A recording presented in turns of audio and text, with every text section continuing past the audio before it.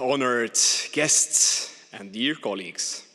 It's a luck and it's an honor to be present on our event here. And I'd say that I like to say about myself that I'm a product of the system of education of Estonia. So it gave me a possibility to stand here as a deputy mayor of Tallinn in front of you and to speak about our educational system and the future of it. I'll say about the goal of our educational system right now. I'd say about the situation at the moment and our future plans as well. 2 days ago, I was briefed by the advisor to Minister of Education in Estonia, and he told me about around 10 reforms we are having right now in the educational system.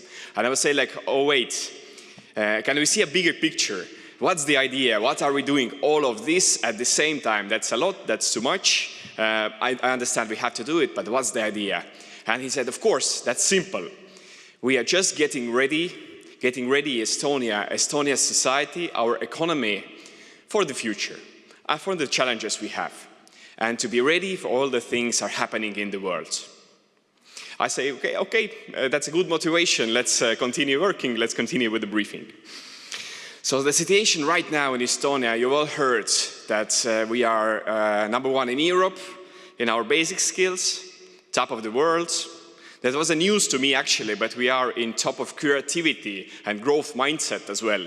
Because four years ago at university, we were discussing on a big challenge, how to measure even better and how to boost our students' growth mindset, because we thought that it's a big problem. But PISA 2022 said that we are in the top. I think that's because we are pushing it and we are speaking about it. But that was a news to me. I'm not going to say too much about PISA, you know a lot about it, and that's not the point right now. Let's move towards the challenges we have at the moment in Estonia. And they have plenty. Let's start with Russian schools. Around a quarter of our students were still studying partly or fully in Russian language, but the problem was not in language itself. In those schools, students were behind around 1 year from our Estonian colleagues. Estonian students in Estonian schools. That was the big trouble. The second is the socio-economical segregation we have as well. That's the #2 challenge in the city of Tallinn we have. It's not connected only to the language or to the ethnical backgrounds, it's economical as well. And I think that's the second challenge. And the third one is that we are in the top of spenders for education. Comparing to other OECD countries, we are all spending almost the same money as Finland per capita on education. But as our analysis says, we are building a lot of educational buildings last years.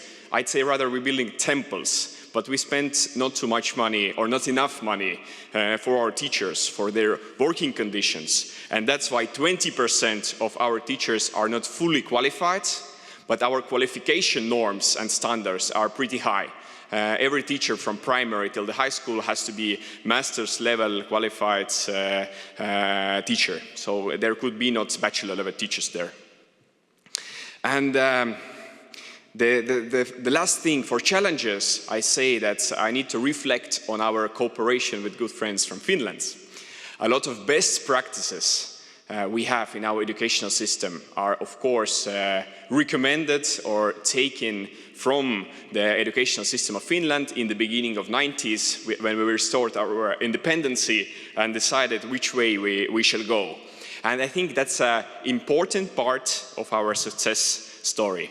And as we spoke yesterday with Deputy Mayor of Helsinki for Education, Johanna, we were discussing on socio-economical segregation in Helsinki and Tallinn as well, the role of the educational system. I've heard about some methods and programs and measuring them, and I already asked to send the results to Tallinn so we can analyze them.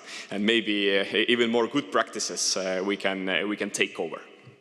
And now I finish with the challenges. I think those 4 were the main points. And now let's go to the future.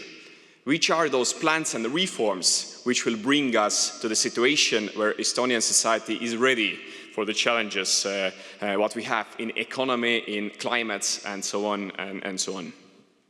Firstly, as I said about the Russian schools, that there is a problem statistically proven in different levels. We are transacting them to Estonian language, and it will take 6 years and €500 million euros additionally invested into education. Mostly money goes to the eastern part of Estonia, next to the Russian border, where the most Russian speakers are located right now. And we increased the salaries of teachers by 50% there if they teach Russian kids in Estonian language.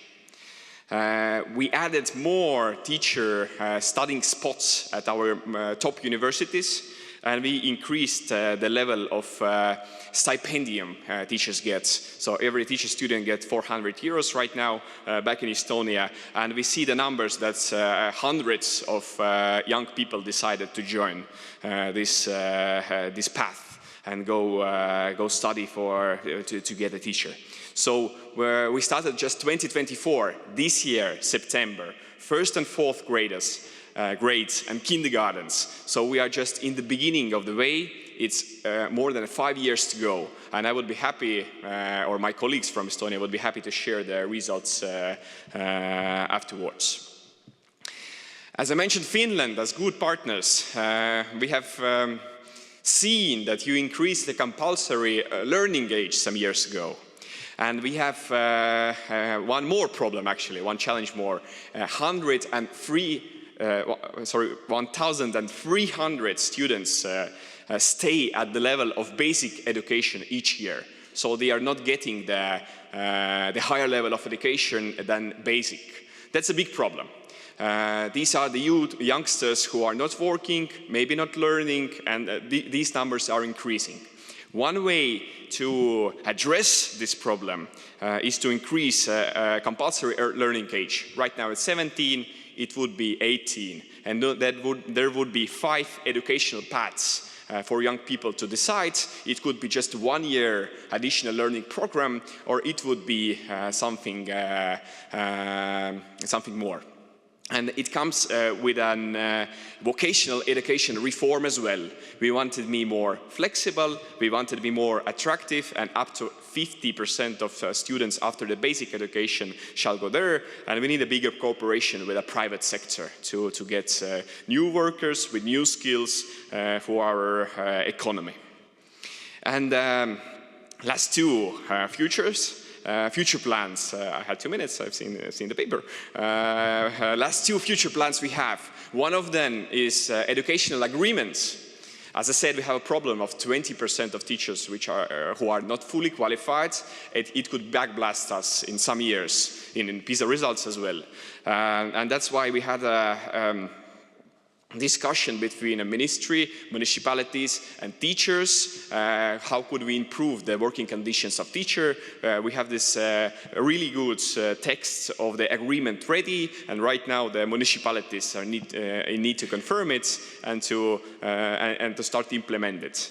And of course we spoke a lot about AI on this conference. We're going to speak more about it later on. And let's say that we started this year the strategical thinking in the field of education, how to use, how to implement the AI in Estonian educational system. We are making a cooperation with universities, our best minds, local best minds in Estonia. What do they think? The main idea is no unnecessary restrictions, or no restrictions at all, and courses for our teachers, how to use AI, how to support the educational process. So AI as a part of it, and there is no conservative thinking towards the AI, only how to use it and use it for the best.